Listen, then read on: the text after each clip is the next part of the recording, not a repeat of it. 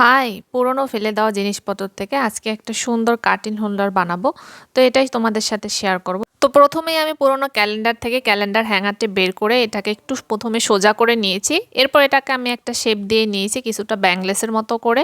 আর এটা অনেক ফ্লেক্সিবল, তাই সহজেই এটা বাঁকা করা যায়। আর এখন এটার উপরে জুট রোপ দিয়ে আমি এখানে চিকন সাইজের জুট রোপ দিয়ে পুরোটা ফোল্ড করে নিব, পুরোটা মুড়িয়ে নিব। চাইলে সোজা অবস্থায় করা যেত, বাট আমি মুড়ানো অবস্থায় করে নিচ্ছি। এখন আমি দুই সাইডে মাথার অংশটুকু আরেক সেট মোটা জুট রোপ দিয়ে একটু ফিল করে নেব। এখানে অল্প একটু ফিল করে নেব, কারণ এটার উপর আমি ফ্লাওয়ার লাগাবো।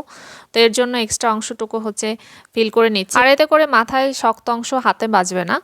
আর এখানে আমি রিবন দিয়ে দুটো ফ্লাওয়ার এবং কিছু পাতা বানিয়ে নিয়েছি। আমার কাছে হলুদ রঙের রিবন ছিল, তো আমি হলুদ কালারেরই ফ্লাওয়ার মেক করে নিয়েছি। এখন এটাকে দুই সাইডে সুন্দর করে গ্লু দিয়ে লাগিয়ে দিব। তো এটা ফাইনালি কমপ্লিট। তো এই যে এটা কার্টেনে লাগিয়ে দিচ্ছি, এটা খুবই ফ্লেক্সিবল, ছোট বড় করা যায়। তোমাদের কাছে কেমন লেগেছে অবশ্যই আমাকে জানিও। বাই।